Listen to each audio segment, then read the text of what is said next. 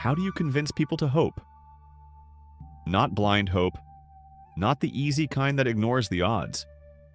Real hope, the kind that looks at an empire stretching from Britain to Babylon, counts the legions, measures the swords, and still says, "We can do this.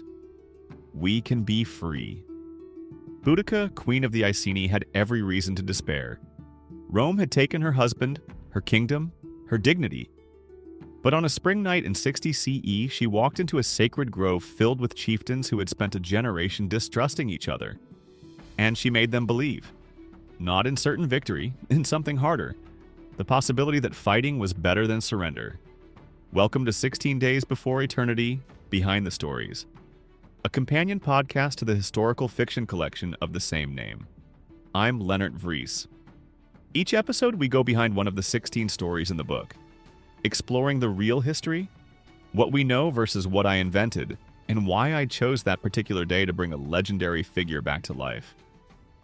Today, Boudicca, Britannia, and a queen who gambles everything on a single spring night. Let's start with a reading from the story.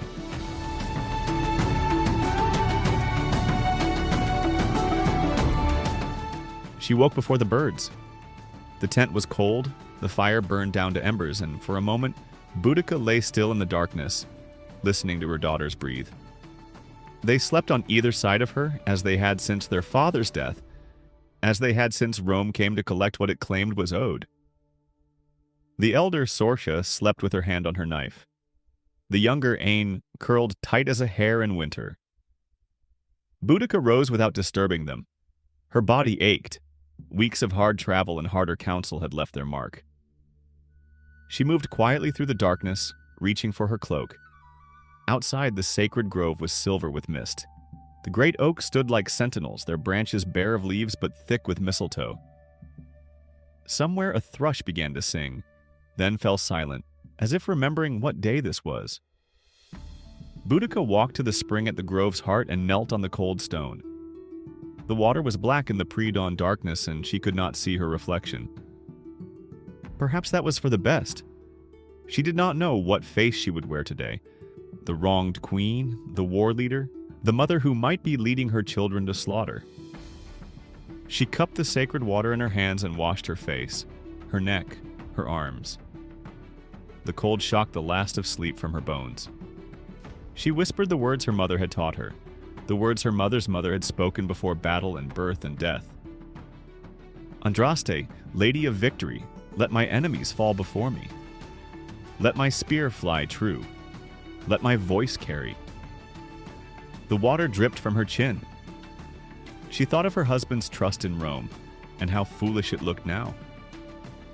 She thought of the sound his will had made when the Roman soldiers tore it in half. Let my enemies fall before me. She returned to the tent. Her daughters were awake now, Sorcia already dressed, Aine rubbing her eyes and reaching for bread. Boudicca's war gear lay where she had placed it the night before. The golden torque, the arm rings, the cloak of deep red wool pinned with bronze. The queen's raiment. Her husband had worn the torque for 20 years. It had circled his neck when he died. Now it was hers, and heavier than it looked. "Come," she said to her daughters. "Braid my hair."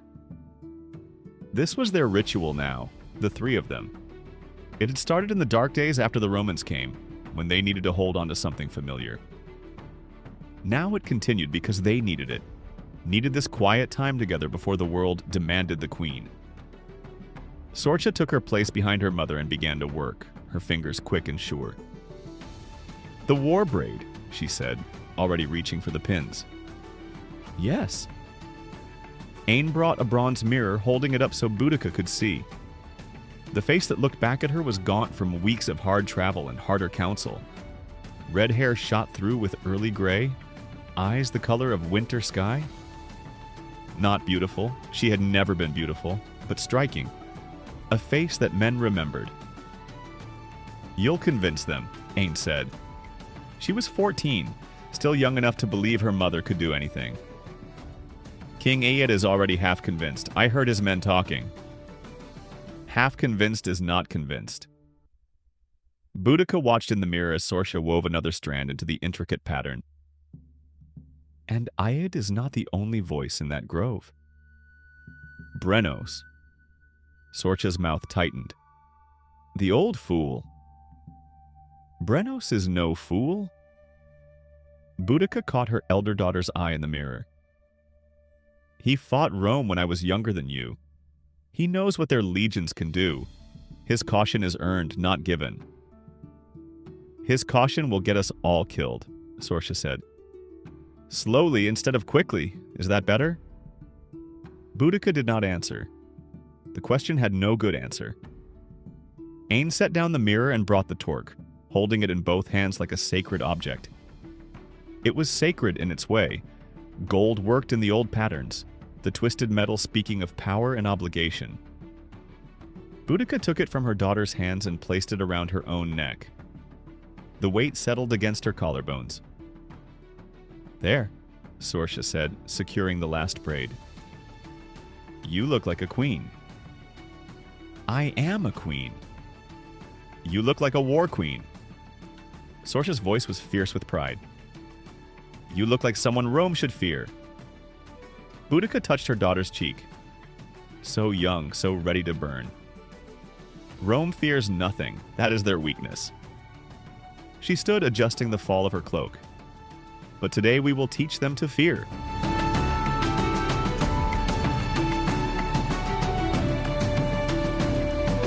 So that's the fiction. Now let's talk about the history. And here's where we run into a problem. Because for a figure as famous as Boudicca, this woman whose statue stands at Westminster Bridge, who has become a symbol of British resistance for 2,000 years, we know almost nothing about her actual life. We have two ancient sources. Tacitus, the Roman historian, wrote about the rebellion in his annals around 115 CE, more than 50 years after the events.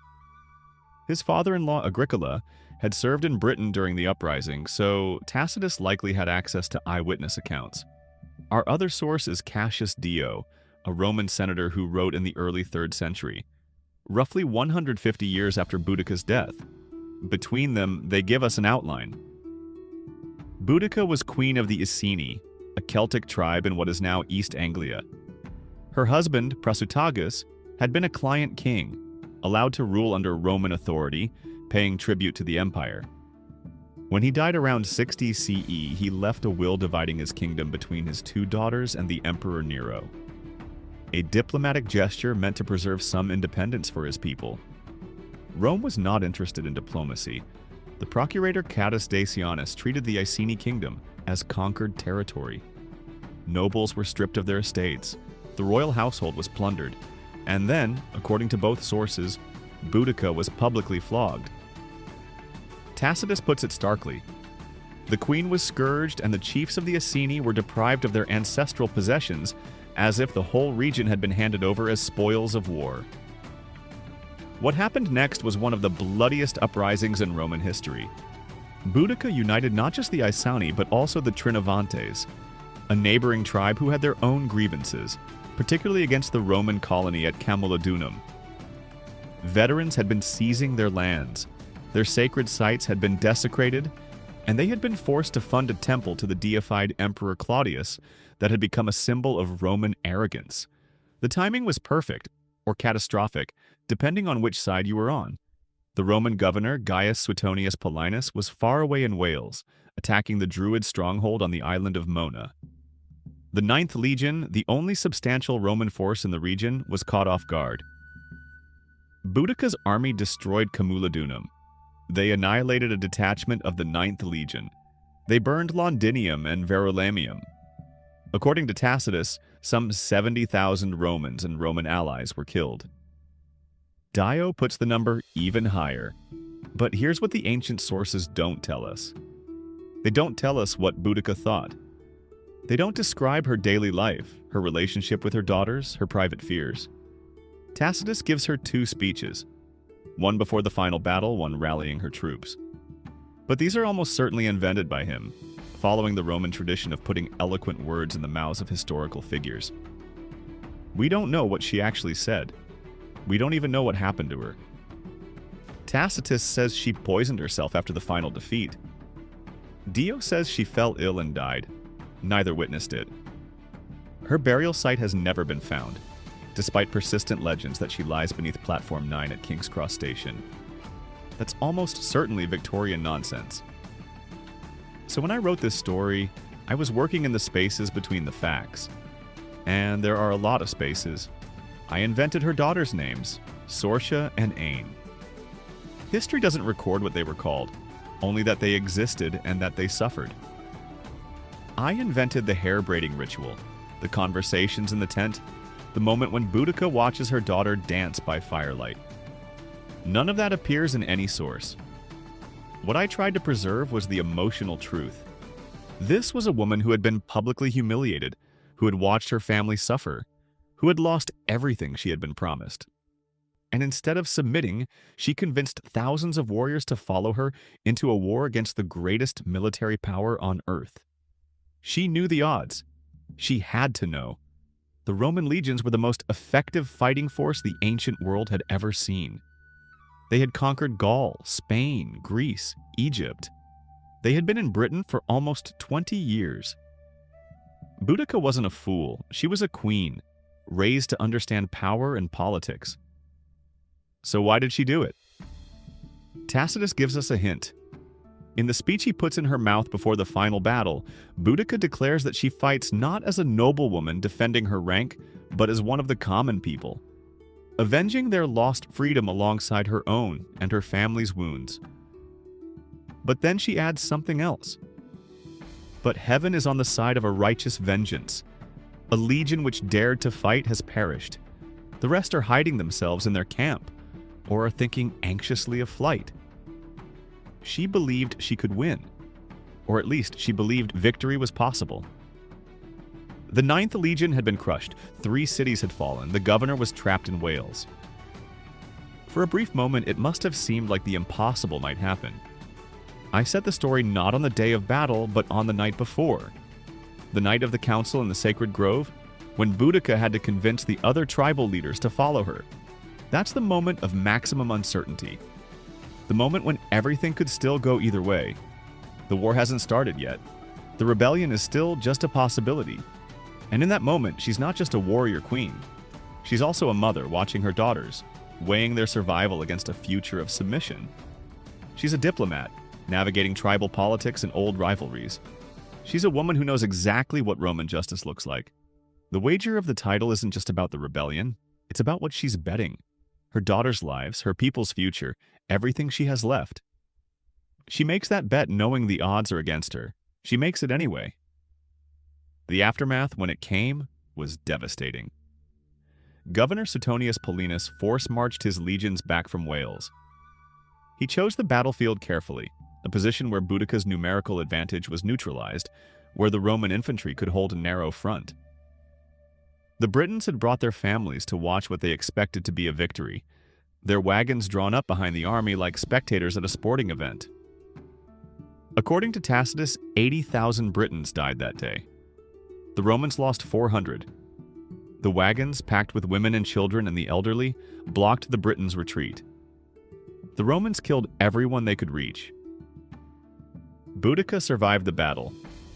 What happened next depends on which source you believe. Poison or illness. Death by her own hand or death by fate. We don't know. We will never know. But her story didn't end there.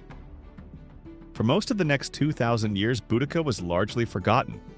A footnote in Roman histories, overshadowed by Celtic chieftains like Vercingetorix. Then came the Victorians. They rediscovered her, reimagined her, made her into a symbol of British resistance and imperial pride. Queen Victoria's name even seemed to echo hers. In 1902, the bronze statue at Westminster Bridge was unveiled. Boudicca and her war chariot, daughters at her side, facing the Houses of Parliament.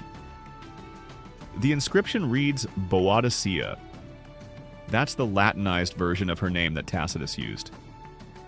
Her actual name was probably something like Boudicca, from the Celtic word for victory. She became a nationalist icon, a feminist icon, a symbol that has been claimed by everyone from suffragettes to Brexit supporters. But the real woman, the one who stood in a sacred grove and made an impossible choice, she remains largely unknowable. That's what I tried to capture in the story. Not the symbol, but the woman. Not the legend, but the gamble. Here's what I keep thinking about. Boudicca didn't have to rebel. She could have submitted, accepted Roman rule, raised her daughters in the relative safety of collaboration. Many other Celtic nobles made exactly that choice. Her own husband had chosen it for years. But after what happened, submission meant accepting that Rome could do anything it wanted to her and her children. It meant teaching her daughters that this was simply how power worked. It meant silence. She chose noise instead. She chose fire.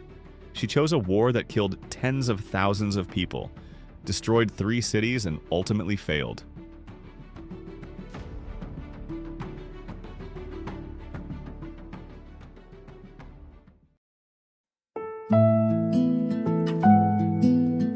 Was it worth it? I don't know. The story doesn't try to answer that question. It tries to show the moment before the answer was decided.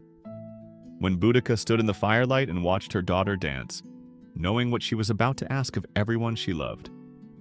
The last scene of the story is Boudicca alone at the edge of the grove, looking at the stars while the feast rages behind her.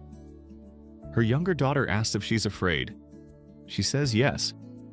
She says the brave ones are always afraid. The trick is doing it anyway. That's not history. That's imagination. But it's the kind of imagination that history makes possible. The question that the sources leave unanswered, that echoes across 2,000 years. How do you convince people to hope? Boudicca found a way. Her answer burned 3 cities and shook the Roman Empire. Whether that hope was worth the cost? You'll have to decide for yourself. Thank you for listening to 16 Days Before Eternity, Behind the Stories. If you want to read the full story of Boudicca and the night before the rebellion, along with 15 other tales spanning from ancient Athens to wartime London, the book is available now. The link is in the description below. Next episode, Constantine, Rome, and an emperor who sees a vision in the sky on the night before the battle that will change the world. If you're enjoying this, take a second to subscribe so you're there for the next day before eternity. Until then, take care.